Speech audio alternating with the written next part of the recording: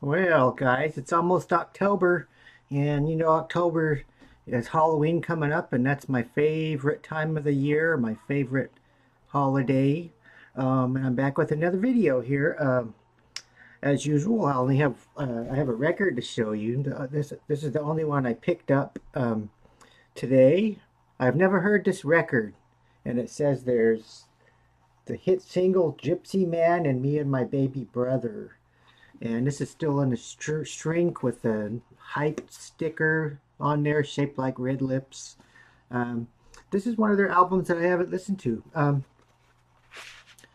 Pulled out kind of a pretty inner sleeve there, and it has a lonely guy here in the corner walking. Anyway, I can't remember if I mentioned this on the last war record I showed, but usually I find these and they're all tore up, and you just hardly don't find them around anymore. But I found this one again today. It says this album available on quad tape. I'm not sure what year this was. I imagine sometime in the 70s. Next, I have just some small items that I picked up off and on here the last couple weeks. Here we have a little ashtray. I've had this for a while. I just keep forgetting to show it. And it's the Playboy Club. I'm not sure what year this is from. I'm assuming it's an ashtray. I can't really tell for sure. And I don't really know the year on this. I'm going to say 60s or 70s. And you can tell by my room, some of my room decor in here. I like this type of stuff. But she's got a key in her hand, I believe. This might even be from a hotel chain or something. But it says the Playboy Club, which those are all closed up now. I can't imagine this is would be from the newer clubs that they had that was closed in 2012 or 2013. They tried to restart them again, but it didn't quite work out. And to go along with that theme, I found this a shot glass, and as you can tell, it's sort of a nudie, a nudie type shot glass, and I thought that would display well with the ashtray like that. I don't want to drop them. Here's something I haven't shown before. Back in the day, before lighters, we used to use matches. And here's a little matchbox holder. It says Town Crier Flour. And on the side here it says the Midland Flour Milling Company, Kansas City, Kansas, or Kansas City, Missouri. I couldn't find a whole lot on this place, so I'm not exactly sure when this may have closed up or if it just changed names or something. But this is a little matchbox holder. And there's your matches inside of there. In a very fragile little box. I need to find a different box for this, because it also has a interesting little box that on the inside, and it says the Old Guard safety matches made in Sweden, the Jonkoping Vulcan something on the bottom. The Old Guard safety matches. And I'm just guessing that this is from the 1920s or 30s. It could even be 40s. Anywhere in those three decades. I don't know. But there's a little matchbox holder. And I think that's it on me showing those items. Next, oh wait, I got one more item. I forgot about this. I picked up this. Do you guys remember checkers? I picked up this old 60s checker game here. Pleasant Time Tournament checker set. I just thought that might be interesting to show. Something different. And it came with its rules and regulations.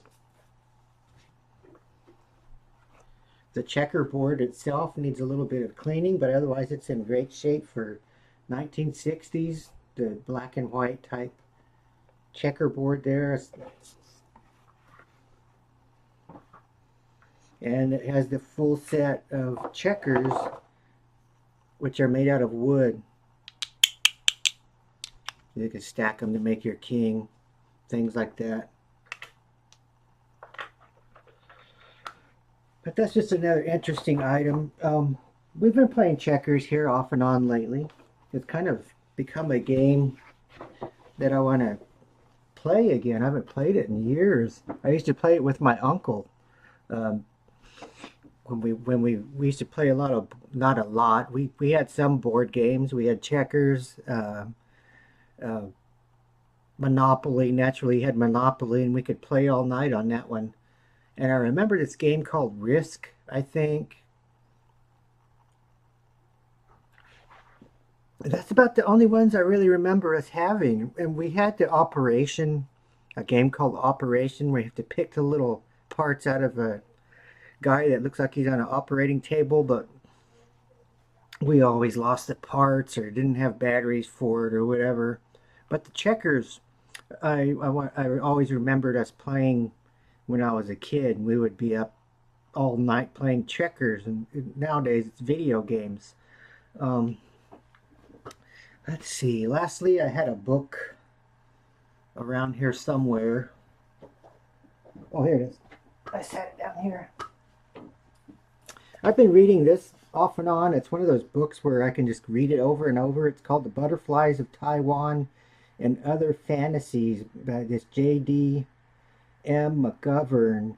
And I believe she's a Japanese woman who married outside of her country to an Englishman. And she kind of talks in here about, it's like poetry about her days with her husband, or just in England or wherever she was at.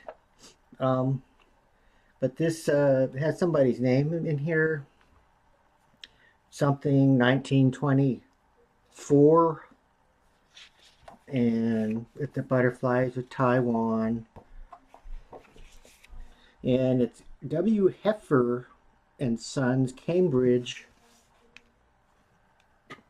1924. And I just wanted to read something out of here because I really enjoy it, even though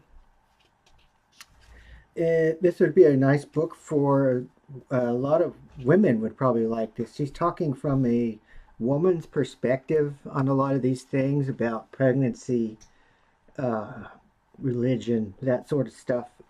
This is called The Tree Men Called Beautiful.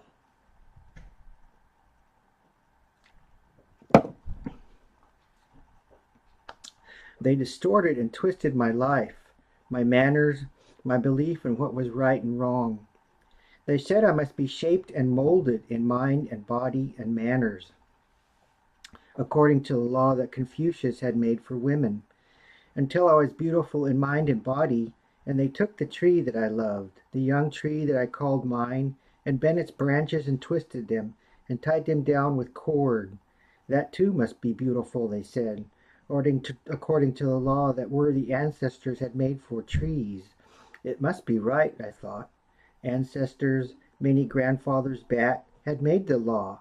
I only hated and was silent. I smiled and did as I was told. I was a woman.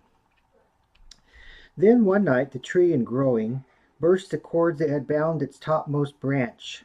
The gardener saw it in the morning. I must bind it with stronger cords, he said.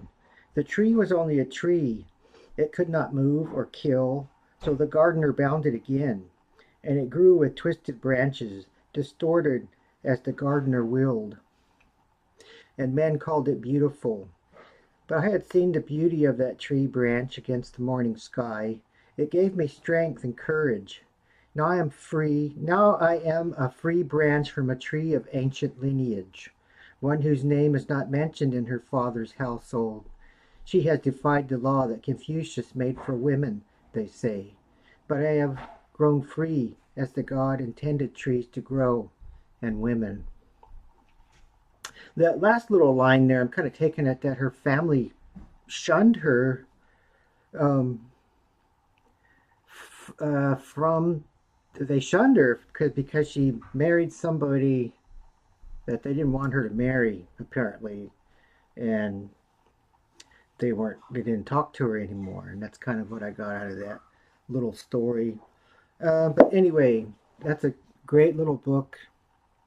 I'd recommend you getting it, but I don't know how hard it is to find. Um, that's it. Happy October 1st tomorrow. Calling over and out, and weirdos unite.